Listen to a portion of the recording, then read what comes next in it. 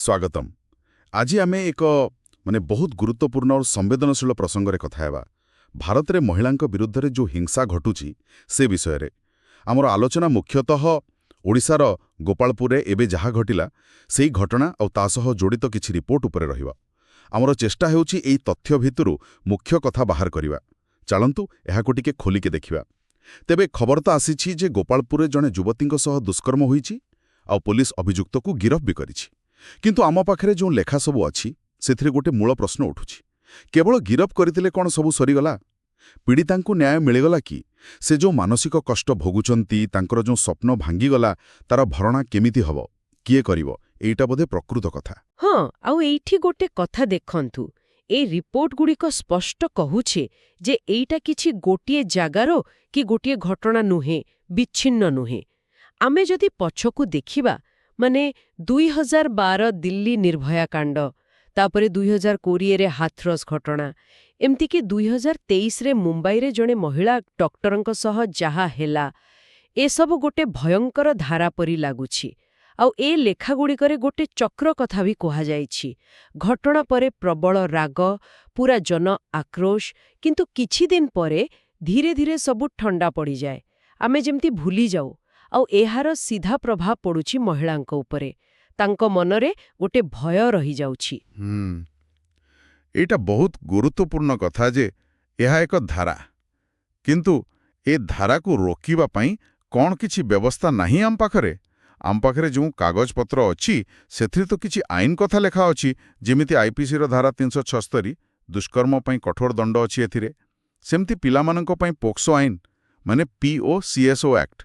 ଆଉ ମାମଲା ଯେମିତି ଶୀଘ୍ର ସରେ ସେଥିପାଇଁ ଫାଷ୍ଟ ଟ୍ରାକ୍ କୋର୍ଟ ବି ଅଛି। ତେବେ ଏତେ ସବୁ ଥାଇ ବି କାହିଁକି ଏମିତି ହେଉଛି? ଏସବୁ କେତେ କାମ କରୁଛି? ହଁ, ଦେଖନ୍ତୁ, ଆଇନ ତ ଅଛି, ନିଶ୍ଚୟ ଅଛି। କିନ୍ତୁ ଏ ଯେଉଁ ବିଶ୍ଳେଷଣ ସବୁ ହୋଇଛି ସେଥିରୁ ଜଣାପଡ଼ୁଛି ଅସଲ ସମସ୍ୟା ହେଉଛି ତାକୁ କାର୍ଯ୍ୟକାରୀ କରିବାରେ। ଯଦି ଆମେ ପୁରା ଚିତ୍ରଟା ଦେଖିବା, ତେବେ ଗୋଟେ କଥା ସ୍ପଷ୍ଟ ଦିଶୁଛି। ନ୍ୟାୟ ମିଳିବାରେ ବହୁତ ବିଳମ୍ବ ହେଉଛି, ଆଉ ଦୋଷୀ ସାବ୍ୟସ୍ତ ହେବା ହାର ବି କମ୍।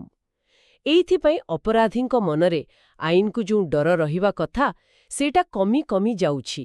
ଆଉ ଏଇଟା ଗୋଟେ ଦୁଶ୍ଚକ୍ର ପରି, ବୁଝିଲେ? ନ୍ୟାୟ ବିଳମ୍ବ ହେଲେ କେବଳ ପୀଡ଼ିତା କଷ୍ଟ ପାଆନ୍ତିନି, ଅନ୍ୟମାନଙ୍କୁ ବି ଲାଗେ ଯେ କିଛି ହେବନି। ଗୋଟେ ପ୍ରକାର ଦଣ୍ଡମୁକ୍ତିର ଭାବନା ଆସୁଛି। ତାମାନେ ଖାଲି ଆଇନ ଥିଲେ ଚଳିବନି, ତାର ଠିକ୍ ପ୍ରୟୋଗ ଦରକାର।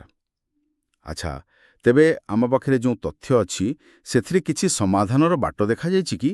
ହଁ, କିଛି ପ୍ରସ୍ତାବ ତ ଅଛି।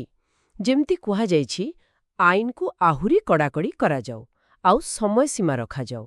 କିଛି ମତ ଅଛି ଯେ ଦୁଷ୍କର୍ମ ମାମଲାର ବିଚାର 6 ମାସ ଭିତରେ ସରିବା କଥା। ଆଉ ଗୋଟେ ବଡ଼ କଥା ହେଉଛି ଶିକ୍ଷା।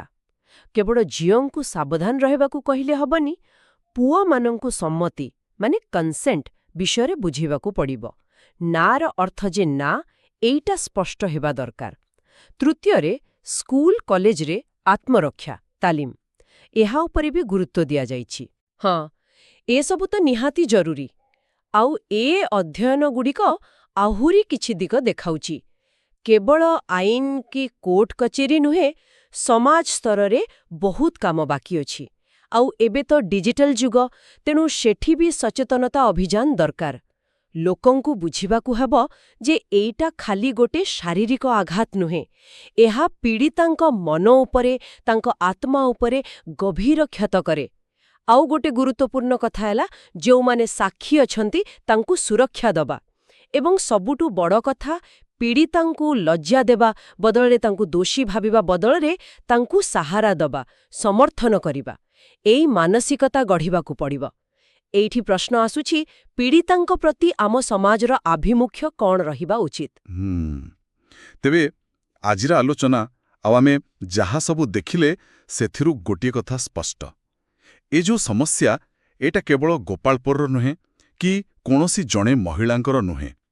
ଏହା ପୁରା ସମାଜର ସମସ୍ୟା। ଭାରତର ପ୍ରତ୍ୟେକଟି ମହିଳାଙ୍କର ସୁରକ୍ଷା ସହ ଏହା ଜଡ଼ିତ। ଆଉ ଏହାର ସମାଧାନ ପାଇଁ ଆମ ସମସ୍ତଙ୍କୁ ମିଶିକି କାମ କରିବାକୁ ପଡ଼ିବ। ଖାଲି ସରକାର କି ଆଇନ ଉପରେ ଛାଡ଼ିଦେଲେ ହବନି। ହଁ, ଏକଦମ ଠିକ୍। ଆଉ ଶେଷରେ ଏ ରିପୋର୍ଟଗୁଡ଼ିକର ମର୍ମକୁ ନେଇ ଗୋଟେ ପ୍ରଶ୍ନ ମୁଁ ଛାଡ଼ିଯିବାକୁ ଚାହିଁବି, ଯାହା ଉପରେ ଆମେ ସମସ୍ତେ ଭାବିବା ଦରକାର।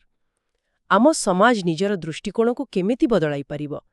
କେମିତି ଏମିତି ଏକ ପରିବେଶ ସୃଷ୍ଟି ହେବ ଯେଉଁଠି ପୀଡ଼ିତାଙ୍କୁ ଦୋଷୀ ସଜାଇ ଯିବନି, ବରଂ ତାଙ୍କୁ ପୂରା ସମର୍ଥନ ମିଳିବ? ଆଉ ଅପରାଧୀ ଯେମିତି ଉତ୍ତରଦାୟୀ ହୁଏ, ସେଥିପାଇଁ ସମାଜ ନିଜେ ଆଗେଇ ଆସିବ। ଏହା ଉପରେ ଗଭୀର ଚିନ୍ତା କରିବାର ଅଛି।